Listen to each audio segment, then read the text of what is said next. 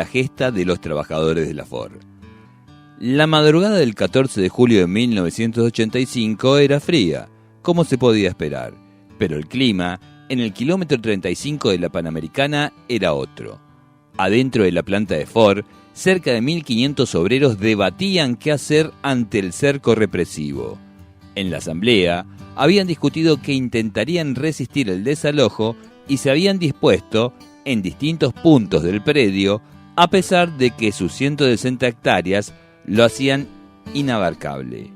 Afuera, el operativo dispuesto por el gobierno de Raúl Alfonsín era impresionante. 2.500 efectivos armados, 200 patrulleros, carros de asalto, camiones grúas para levantar las alambradas, 3 helicópteros de combate con potentes reflectores, policía motorizada y montada, perros y tanquetas. Los jefes del ejército antihuelga decidieron entrar por la puerta 4. En el mismo momento, la asamblea obrera que se realizaba en la puerta 2 mantenía la decisión de resistir.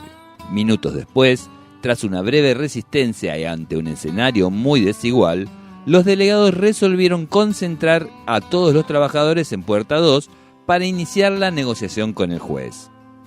La democracia del nunca más había montado una escena que inevitablemente traía el recuerdo de lo que pasaba unos años antes durante la dictadura en las fábricas de la zona norte, allí donde los generales de Campo de Mayo eran amos y señores secundados por los gerentes fabriles. Era la última escena de una ocupación que había durado 18 días, incluyendo la puesta en producción de la gigantesca planta. El conflicto comenzó el 25 de junio. Ese día, la dirección de la empresa envió 33 telegramas de despido acusando a esos trabajadores de ausentismo elevado crónico y falta de contracción de sus tareas. Rompía así unilateralmente un acta acuerdo firmado unas semanas antes con la comisión interna donde se comprometía a no producir los despidos y suspensiones programadas.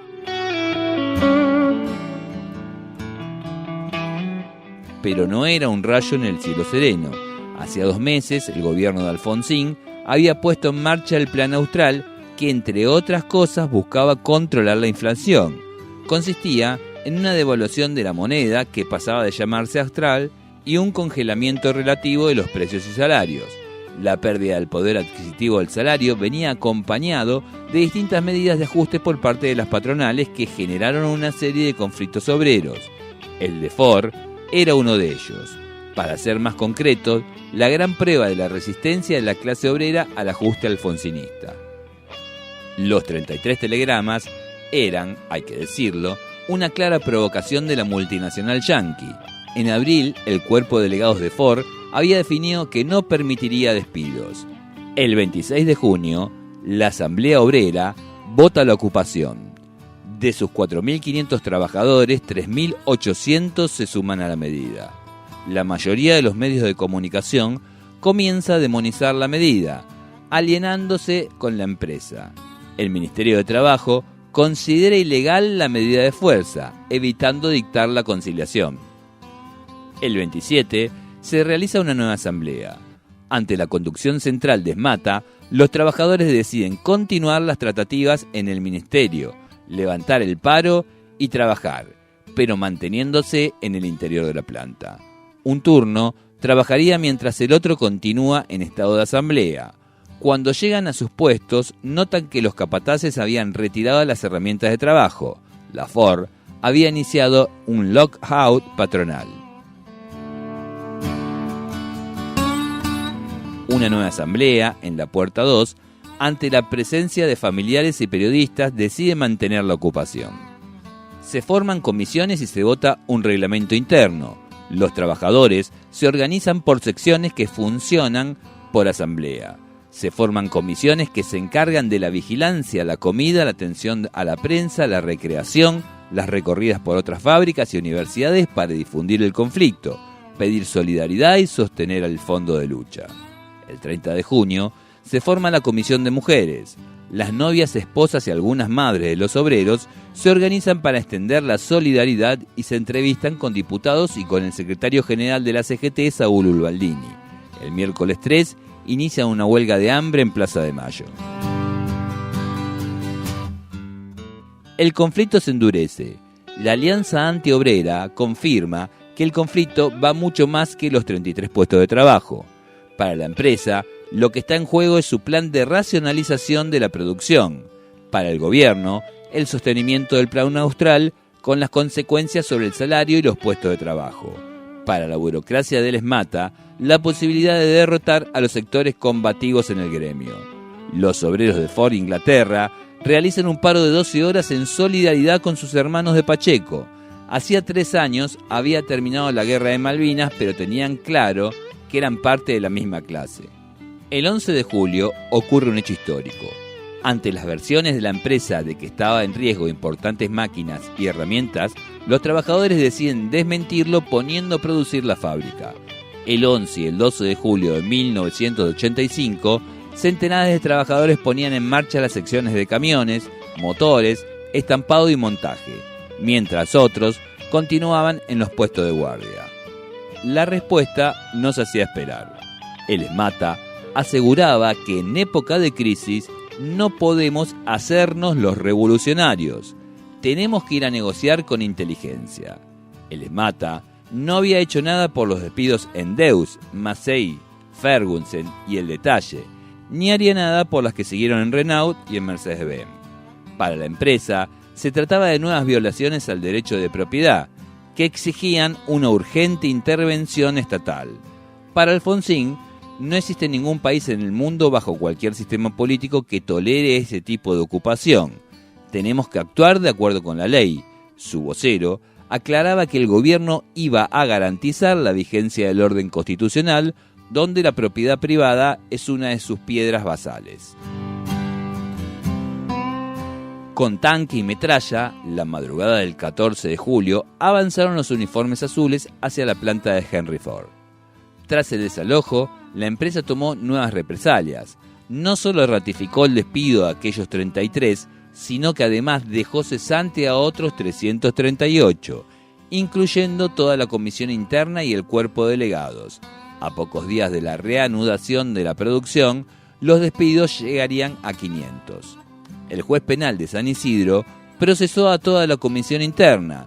Los cargos: privación ilegítima de la libertad calificada, turbación de la posesión, daños, hurtos reiterados, uso ilegítimo de automotores, lesiones leves y usurpación de la propiedad. El 24 de julio, el presidente de Ford Argentina, Roberto Esparvero, el líder de ESMATA, José Rodríguez, y el ministro Hugo Barrio Nuevo firmaron un acuerdo con el cual se daba por cerrado el conflicto. La producción se reanudó con vigilancia policial en los alrededores y rigurosos controles a los obreros que reingresaban a la planta. La directiva del ESMATA impuso una nueva comisión interna. Sin embargo, una asamblea de 1.600 trabajadores rechazaba el acuerdo firmado entre el sindicato, la empresa y el gobierno, y votaba prorrogar el mandato de la comisión interna y el cuerpo de delegados cesanteados. A pesar de la resistencia, los planes de la Alianza Antiobrera se terminarían imponiendo. Ford Motor Argentina avanzaba con su plan de racionalización, la conducción del ESMATA con su plan de eliminar a los sectores combativos de las terminales, el gobierno de Alfonsín con su plan austral. Los salarios iniciaron un proceso de caída inversamente proporcional al aumento de la explotación de los trabajadores que quedaron en la planta. La ocupación, puesta en producción y desalojo de la Ford, será una página importantísima en la historia de lucha de los trabajadores de esta patria. Los trabajadores, en defensa de sus compañeros, habían desafiado durante casi 3 semanas a uno de los emblemas del capitalismo mundial. Eran parte de una tradición. 10 años antes, también en julio pero de 1975, los obreros de Ford y su cuerpo de delegados habían iniciado una marcha desde el kilómetro 35 de la Panamericana, al que se fueron plegando trabajadores de otras empresas. Eran las jornadas de junio y julio, las huelgas generales contra el Rodrigazo.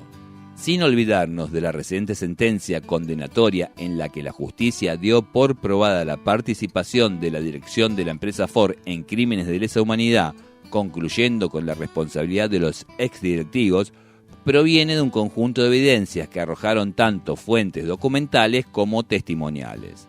En la FOR había 200 delegados sobre la planta de 5.000 trabajadores. 25 de ellos fueron detenidos y permanecieron técnicamente como desaparecidos durante días, semanas o meses, hasta que se produjo el traslado a disposición del Poder Ejecutivo Nacional a una unidad del Servicio Penitenciario Federal. En el predio de la empresa se montó un centro clandestino de detención que funcionó en el espacio del quincho del campo de deportes. La empresa, a través de su personal jerárquico, confeccionó un listado de trabajadores que entregó a las fuerzas represivas para que procedan a su detención. Para ello, los directivos facilitaron desde los legajos personales y fotografías de sus empleados hasta camionetas para los traslados. La empresa y sus directivos tenían conocimiento sobre las detenciones y que varias de ellas se produjeron en el interior de la fábrica en horario laboral y frente a compañeros y directivos. El ejército recibió la contribución de camionetas F-100. La empresa, a través de sus directivos, brindó la información para los interrogatorios de los detenidos, así como un caso en el que el jefe de seguridad de la planta, Héctor Sibila, participó del mismo. Porque hay quienes están convencidos que es necesario retomar aquellas grandes gestas, sacando las lecciones de los golpes recibidos, convencidos de que hay que poner en pie la fuerza social y política que permita recuperar los sindicatos de toda burocracia y vencer a esta clase política entreguista que nos sigue gobernando desde aquellos años, cambiando solo su denominación pero dando continuidad a su política de entrega.